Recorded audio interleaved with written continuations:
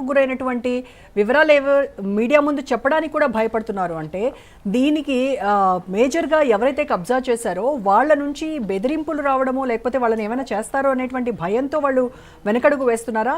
ఆ రేంజ్లో అక్రమార్కులు ఎవరైతే ఉన్నారో వాళ్ళు గ్రామస్తుల్ని భయపెట్టారని అనుకోవాలా?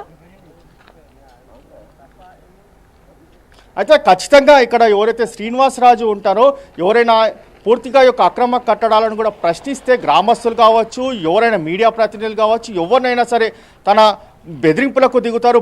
బెదిరింపులు చేసి మళ్ళీ మీడియా పైన కావచ్చు ఇతరుల పైన కేసులు పెడతాము, అక్రమ కేసులు పెడతామంటూ కూడా బెదిరించిన పరిస్థితులు కూడా మనం చూసాము.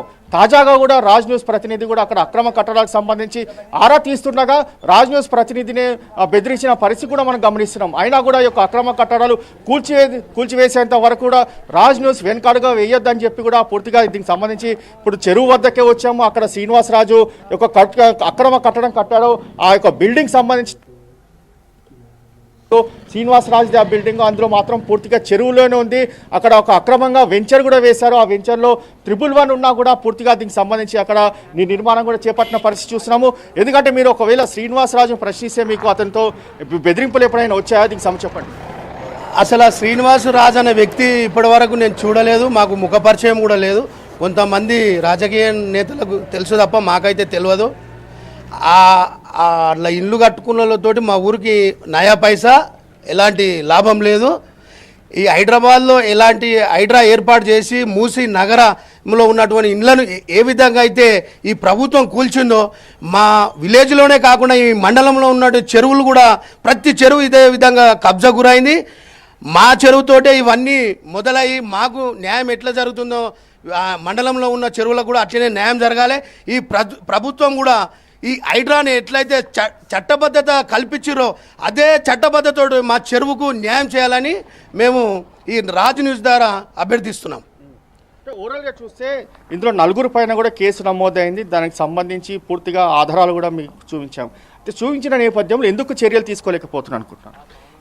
ఎందుకు చర్యలు అంటే ఇక రాజకీయ ఒత్తిడి, వాళ్ళు ఎవరితోనో ఫోన్లు చేపిస్తూ ఉంటారు, కొంతమంది వాళ్ళతో ములాఖాత్ అవుతూ ఉంటారు, వాళ్ళు మేనేజ్ చేసుకుంటారు. సామాన్య జనాలకు ఈ విషయాన్ని చేరవేనంత దూరం పెడుతున్నారు.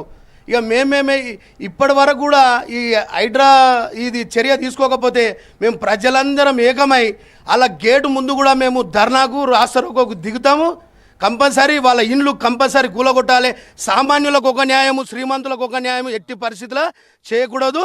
వాళ్ళ ఇండ్లు కూలగొట్టిన దాకా మేము దొంతనపల్లి ప్రజలము అందరం ఏకమై దీనికోసం పోరాడతామని కోరుచున్నాం. ఒకవేళ అయినా కూడా అధికారులు స్పందించకపోతే నెక్స్ట్ ఎలాంటి యొక్క భవిష్యత్తు ఉంటుంది కార్యాచరణ? అధికారులు స్పందించకపోతే మేము మీడియా సమక్షంలో మేము రాస్తారోకో చేస్తాం, ధర్నా చేస్తాం. అవసరమైతే మేము కలెక్టర్ కాదుగా మినిస్టర్ లెవెల్లో కూడా పోయి మేము అభ్యర్థిస్తామని కోరుచున్నాం.